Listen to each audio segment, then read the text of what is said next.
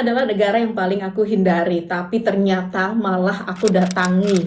Ya, kalian ngebayangin tentang India itu adalah identik dengan makanan kotor, terus klakson, terus orang-orangnya yang banyak kasus gitu ya. Kalau kita baca di media-media itu kan banyak kriminal, terus kayaknya India itu nggak aman gitu bagi perempuan, apalagi kalau kita berniat untuk solo traveling gitu kan.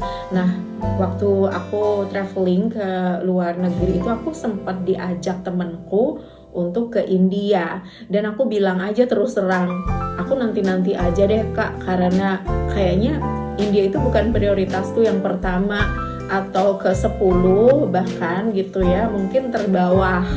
Nah, sampai akhirnya oke, temanku udah hopeless gitu ya mau ngajak aku ke India. Aku mau cerita ya, apa sih yang terlintas di benak kalian kalau ada satu kata yaitu India?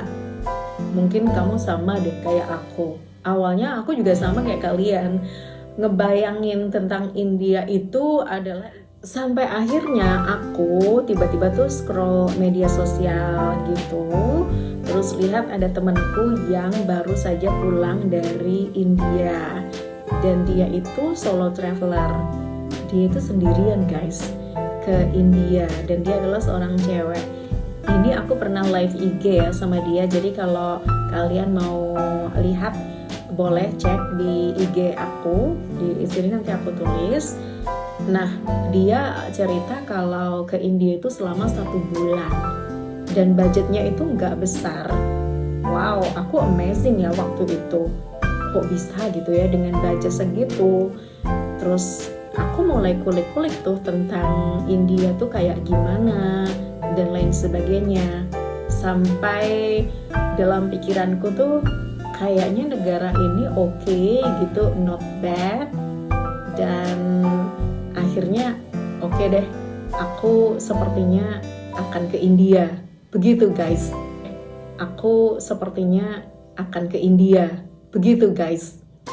Nah, satu lagi yang membuat aku tertarik adalah karena di India itu banyak salju gitu ya. Jadi ada tempat-tempat yang banyak saljunya dan itu tuh luas banget, nggak kalah sama Swiss. Nah, aku pikir daripada aku jauh-jauh ke Eropa dan udah pernah gitu ya ke sana, coba deh pengalaman main salju di India itu kayak gimana? Apakah sama dengan Eropa atau berbeda?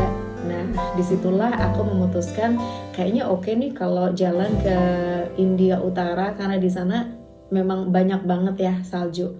Seneng ya di sana ada salju. Coba kalau di Indonesia ada kayak gitu, aku pasti ke sana.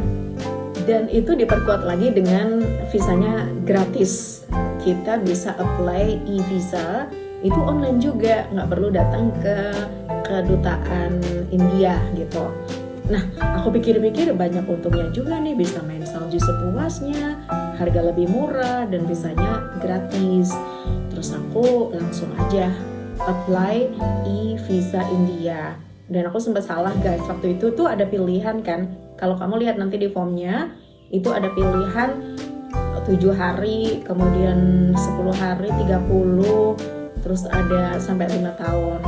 Nah, aku awalnya tuh milih yang cuma 30 hari gitu, karena aku pikir kayaknya aku cuma sekali deh mau ke India. Dan nggak lebih dari 3 hari tuh udah approve. Dan finally aku dapat e-visa, tapi aku terus berpikir ya, kayaknya sayang ya, dan waktu itu aku belum memutuskan untuk segera pergi ke India. Nah, aku diskusi sama temanku, terus temanku tuh bilang bahwa udah nanti tunggu aja sampai visanya expired, kamu apply lagi tapi ambil yang langsung 5 tahun, siapa tahu nanti kamu butuh ke New Delhi, ke Mumbai, ke Kerala, dan lain sebagainya. Terus akhirnya beneran aku tunggu sampai visaku tuh habis expired, terus aku apply lagi. Awalnya aku tuh sempat deg-degan ya, diterima gak sih gitu, karena aku kemarin tuh belum aku pakai, tapi udah apply lagi gitu. Dan alhamdulillah akhirnya ada notif di email dan ternyata visaku diterima gitu. Dan finally akhirnya semakin semakin semangat gitu untuk survei-survei tentang lokasi dan lain sebagainya di India. Nah guys, karena aku solo traveling gitu ya, meskipun aku ketemu sama temen dari Qatar dari sana, tapi dari Indonesia itu aku sendiri. Jadi aku arrange semua kayak tiket pesawat, kemudian hotel, dan tempat-tempat tujuan.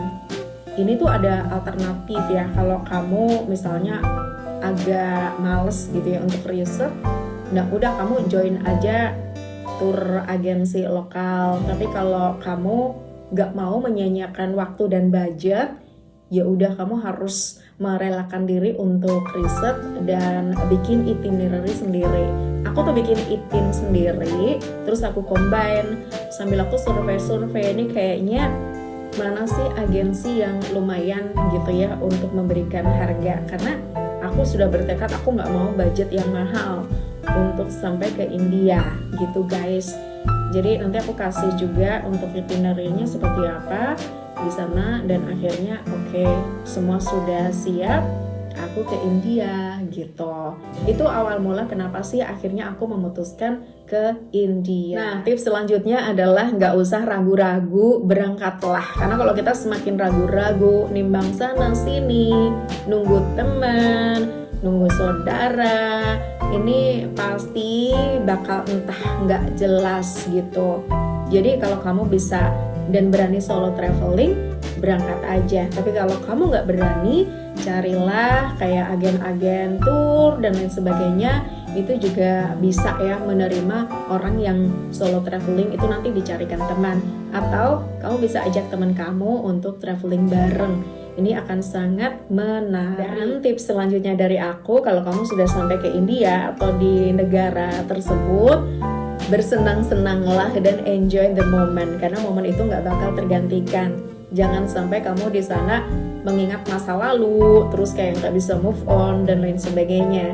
Jadi enjoy your time, explore sepuasnya, sehingga pas nanti kamu balik, kamu mendapatkan sesuatu yang sangat menyenangkan dan tidak terlupakan. Oke guys, itu tips dari aku. Dan kalau kamu ada pertanyaan, terus ada ide aku harus ngomong apa di kontenku, boleh ya kamu komen. Dan jangan lupa untuk yang belum subscribe sekarang, karena aku akan banyak cerita dan sharing ke kalian. Dan juga kalau kalian punya pengalaman yang seru, boleh ya mention aku, nanti aku pasti balas. Oke guys, sampai ketemu di videoku selanjutnya. Bye bye, happy traveling.